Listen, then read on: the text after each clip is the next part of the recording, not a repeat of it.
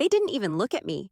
My name is ADIRA Stone. I'm 36 years old, and I live in Los Angeles, though I spend most of my life behind monitors in dark rooms. Tonight, I stood outside the Palais Astra Theater in Cannes, holding my industry pass like a secret in my coat pocket. The marquee read, Retrospective, A Lifetime of Vision, the films of Callan Stone, my father. I arrived early, intentionally, not to be first in line, but to breathe, alone, before the circus began. My pass was technically all access, issued through the North Atlantic Film Guild, but I kept the lanyard flipped over. No one needed to know my name unless it came to that. The security at the gate was polite but firm. Name? The woman asked, skimming the iPad list under a gold-lit arch. I hesitated, then gave it. ADIRA Stone. Her brow twitched. Family or production? She asked, glancing at my face and then quickly away. Family? I said simply. She tapped a few more times, frowned, then shook her head. I don't see you listed under VIP or family clearance. Do you have another affiliation? I could have argued, could have pulled up the email thread with the defense liaison who arranged my attendance. I could have pointed to the badge tucked into my coat. Instead, I just nodded once and stepped aside. I didn't want to cause a scene, not here, not on his night. Through the iron gates, I saw them walk in. Callan, arm linked with my mother's, both smiling for the cameras. My brother Orion followed close behind, his fiancée holding his hand like a red carpet prop. All three of them wore matching gold badges on black ribbon lanyards, shimmering under flashbulbs. They passed right by me, not a glance, not even a flicker of recognition. I watched the way my father's mouth moved, gracious and rehearsed, as he shook hands with the festival director. He loved that part. The performance. I stood at the stone column just outside the velvet rope and watched the photographers pivot toward the family like sunflowers tracking the sun. Callan Stone, auteur of War. Orion Stone, the heir apparent. Elaine Morrow, the elegant screenwriter wife who stayed. And me? I waited beside a potted hedge, half-shadowed, entirely unseen. Inside, applause burst as they entered the atrium. I could hear it even through the thick glass. For a second, I considered turning around and going back to the hotel. I had nothing to prove here. And yet, I stayed. I stayed and watched every single person walk past me in tuxedos and silks, passing through the threshold with grins and purpose. I didn't need the red carpet, I didn't need the spotlight, but I had earned the right to stand in that room. Still, I waited, hands in my coat pockets, my badge still hidden. Let them have their tribute. Let them smile, oblivious. Soon enough, they would know I was here, just not like this. Not yet. Back then, the living room was our soundstage. Orion used to stack VHS tapes into little towers, pretend they were barricades or gravestones, depending on the genre of the day. He'd yell, "Action!" and point a fake lens made from paper towel tubes while our dad watched from behind his whiskey glass, nodding like a general reviewing troops. I was always in the corner with my markers, drawing storyboards no one asked for. When I tried to show them, little frames of explosions and chase scenes, transitions sketched in the margins, my father would pat my head distractedly and say, "That's cute, honey, but the camera is where the magic lives." He never understood that editing was its own kind of storytelling. The rhythm, the control, the way one cut could change the meaning of everything. To him, that was tech work, invisible. So I stayed invisible. While Orion got his first camera at 14, I got a used laptop loaded with bootlegged editing software. He'd shoot, I'd cut. But only one of us got his name on the school film fest poster. Guess which? In college, I stopped asking them to watch my reels.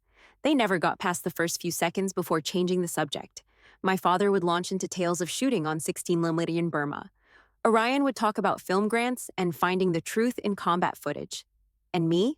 I just quietly passed the mashed potatoes. The irony is, I've edited footage that saved actual lives, government ops, peacekeeping initiatives, surveillance video that no one was supposed to see, until I cut it clean and made it impossible to ignore. I worked on Operation Morning Lark, the joint task force that intercepted a mercenary cell in Prague. I spent 9 months embedded in a trailer in Virginia, cutting satellite data into actionable intelligence. My father never asked what I did for a living. He just assumed I did something with files. Once during a holiday dinner, Orion showed off a trailer from one of his war documentaries. Loud music, chaotic explosions, Lots of wide-eyed soldiers staring at the camera. What he didn't know was that some of the footage he used came from our source archive. Footage I had flagged, cleaned, shaped. He narrated the drama of it, while I sat in silence, knowing exactly where the seams were. God, Orion, my mother said, dabbing her eyes. It's like you were really there. He wasn't, but I was. Just not the way they cared to see.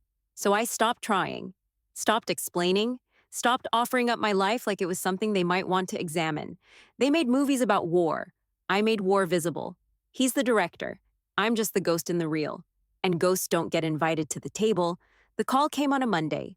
I was sitting in my apartment with the blinds drawn, watching playback of drone footage from a decommissioned op.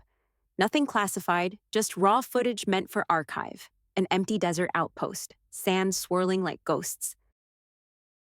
I had half a sandwich on my desk and an untouched cup of tea gone cold. The phone buzzed once, then again. Unknown number. But I knew the area code. I answered. Ms. Stone, this is Director Keller, Intelligence Liaison Division 12. You worked with us under codename Opal Sweep. My fingers froze on the keyboard. I remember. We're declassifying portions of the operation for a public release, for transparency and morale. Your edit was instrumental in the final hours of the mission. We'll be issuing commendations. Yours is one of them. I blinked, unsure whether to laugh or say thank you. I wasn't aware civilians were publicly recognized. You're not just a civilian, she said. Your identification will remain protected in formal records, but for this event, there will be optics, media, dignitaries. Some context is required. What event? There was a pause on the line.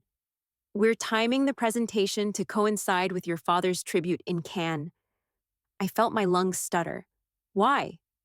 Because, she said, it's the perfect juxtaposition. One man's career defined by recreating war, another person's life shaped by navigating the real thing. The committee felt it would send a message. I couldn't help it. I laughed. Not out of humor, but something more primal, a release valve finally hissing. I'll do it, I said. There was no hesitation, no second thought. My silence had protected me for years, but now it felt like a shroud I was finally ready to shrug off.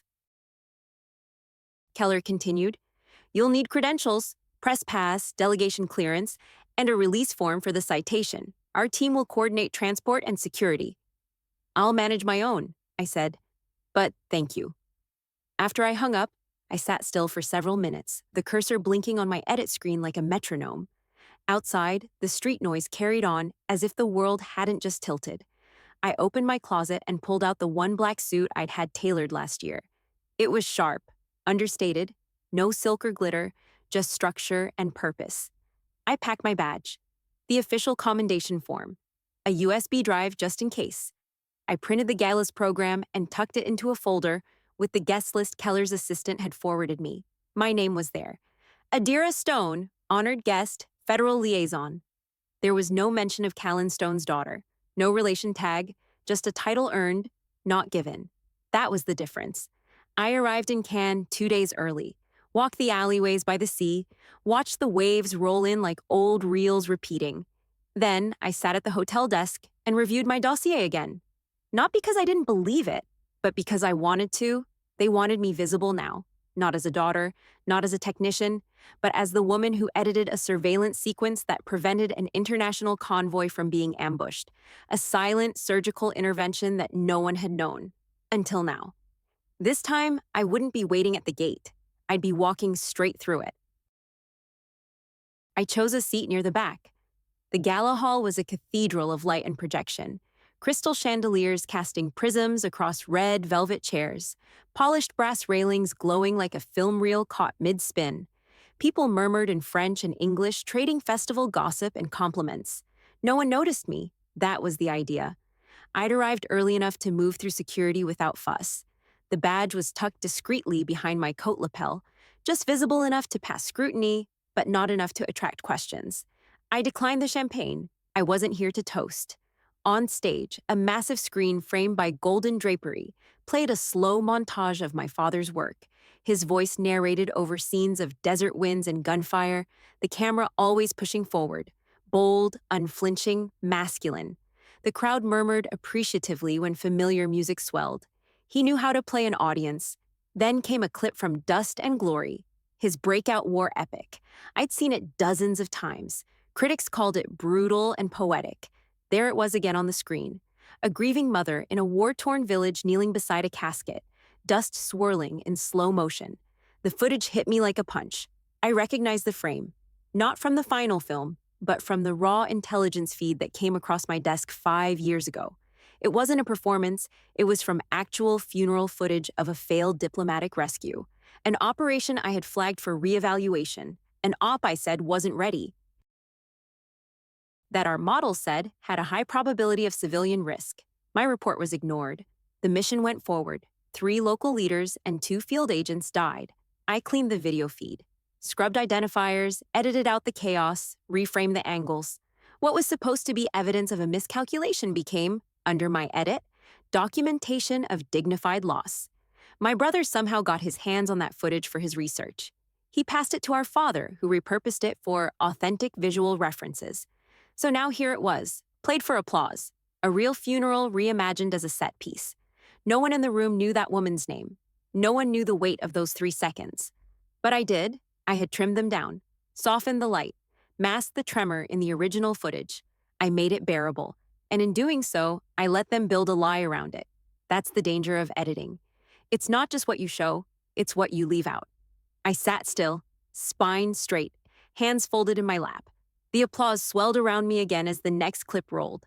My father's voice filled the room like a sermon, but I wasn't listening anymore.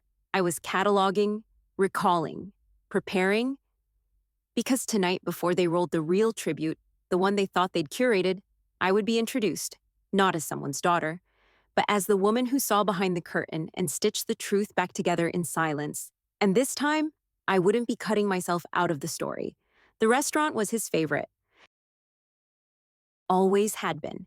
Tesaros sat at the edge of the old port, its interior dim and glossy with candlelight, dark wood beams, white tablecloths, and framed black and white photos of film legends lining the walls.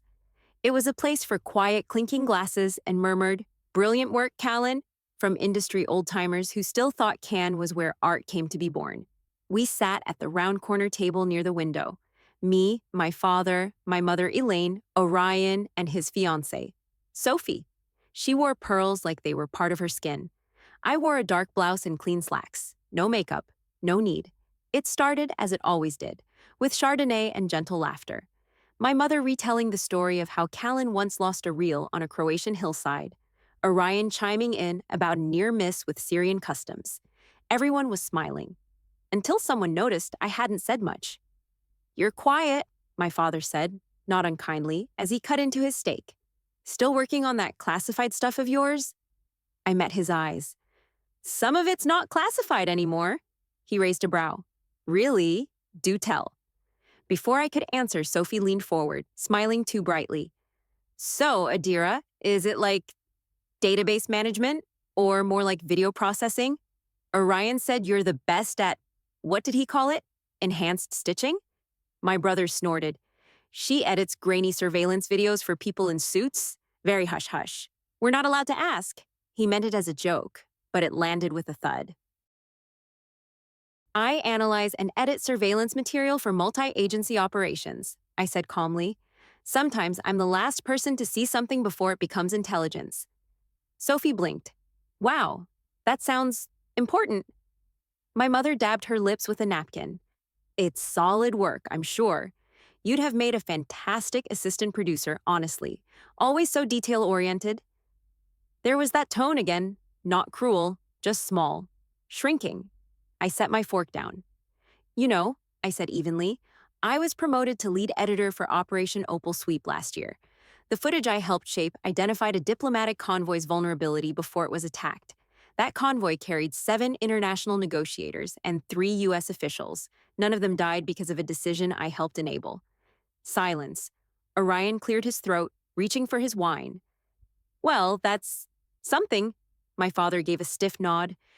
"Certainly sounds very valuable." That was it. No questions, no interest.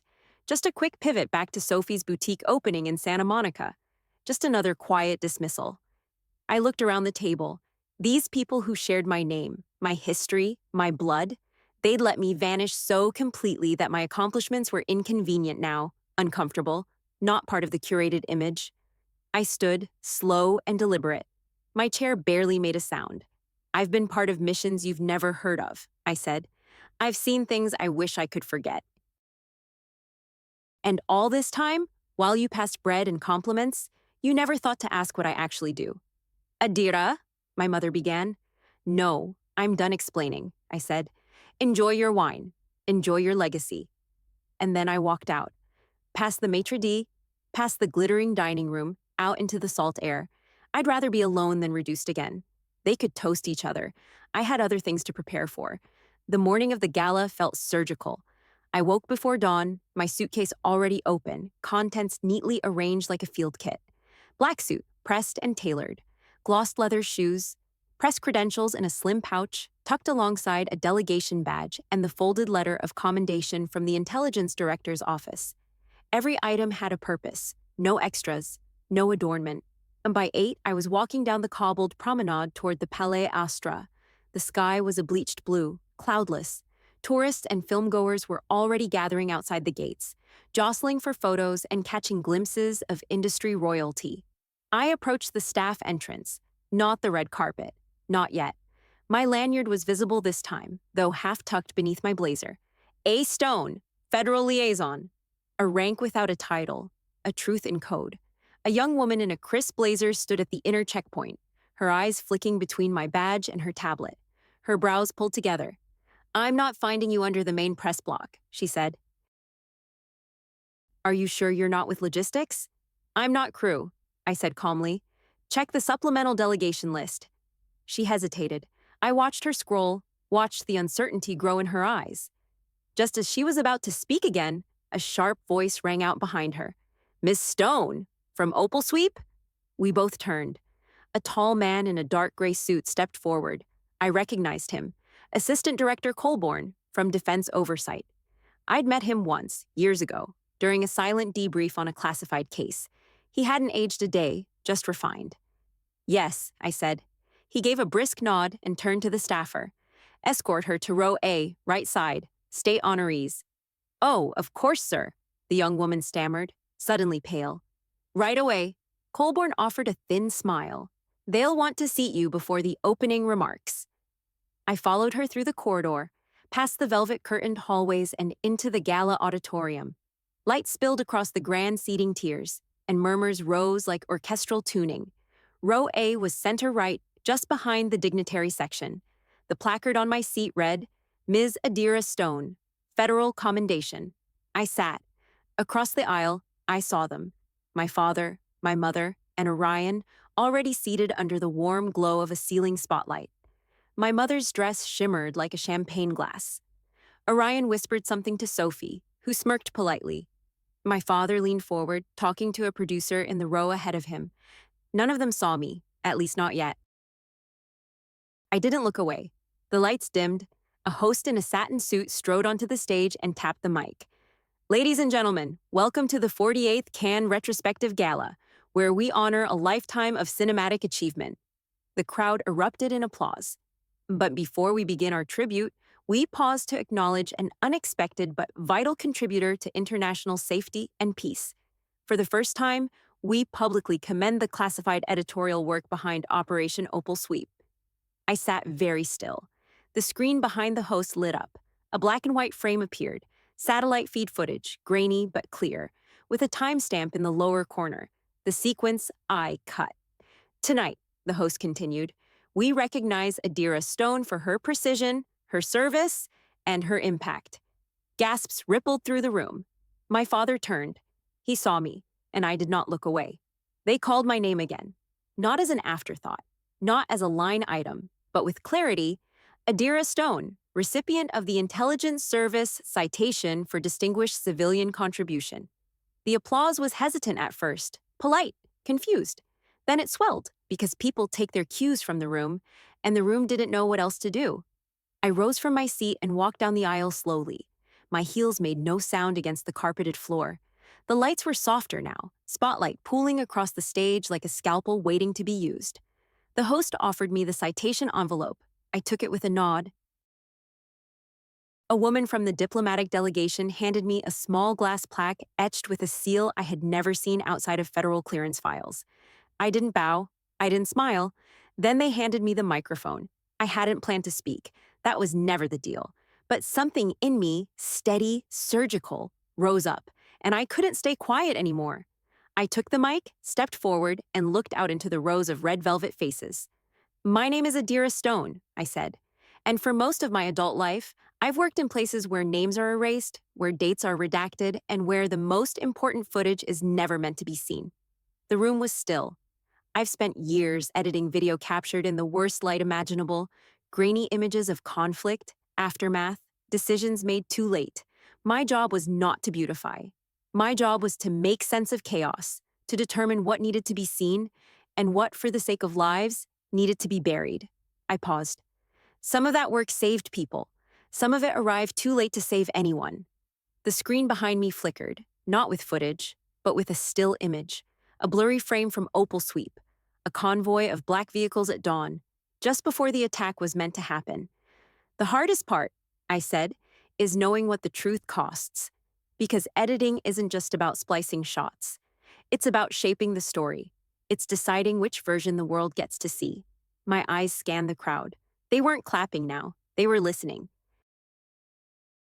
In this industry, cinema, we're taught that war is a narrative, that there's beauty and pain if the lighting's right, but real war doesn't fit into story arcs.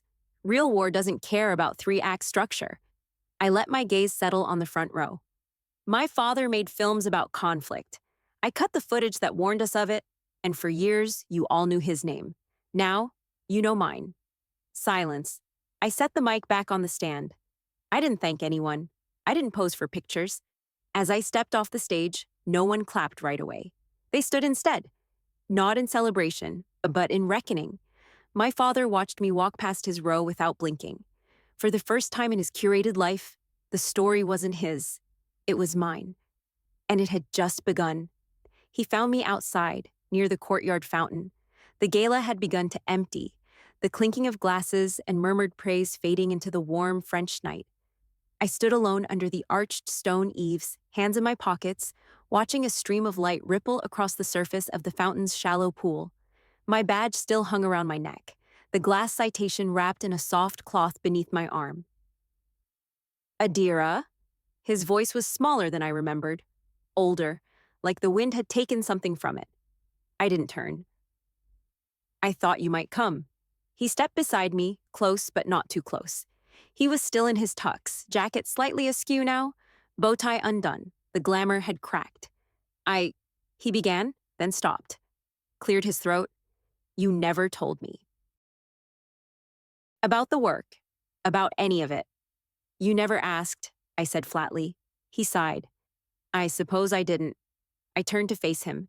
You were too busy assuming you already knew who I was. He looked down at the stones beneath our feet, nodding slowly, like that fact had only just arrived in his understanding. I saw you up there, he said quietly. Not just on stage, but truly. I saw what you've done, what you've carried. I watched his hands. They were fidgeting, something he never used to do. Callan Stone was always composed, a man of presence, until tonight. I've spent years surrounded by applause, he continued, but what you did tonight, there wasn't applause. There was truth. And that silence after, it said everything. I stayed quiet. I want you to know, he said, struggling with the words, that I'm proud of you, even if I never said it before. I studied him. His jaw twitched slightly. His eyes, always camera ready, now looked naked. There was no crew to edit this part, no script. You didn't need to be proud of me, I said. I never needed your permission. I just needed you to stop pretending I didn't exist. He swallowed. You're right. We stood there for a while, just the sound of water and the distant shuffle of gala staff clearing champagne flutes. Finally, he looked at me, and something passed across his face. Humility, maybe, or fear. May I ask you something? I nodded once. He hesitated, then said, Is it okay if I call you Editor Stone? For a moment, I didn't answer. Then I let out a breath that felt like it had waited a lifetime. Yes, I said. You can. He smiled softly.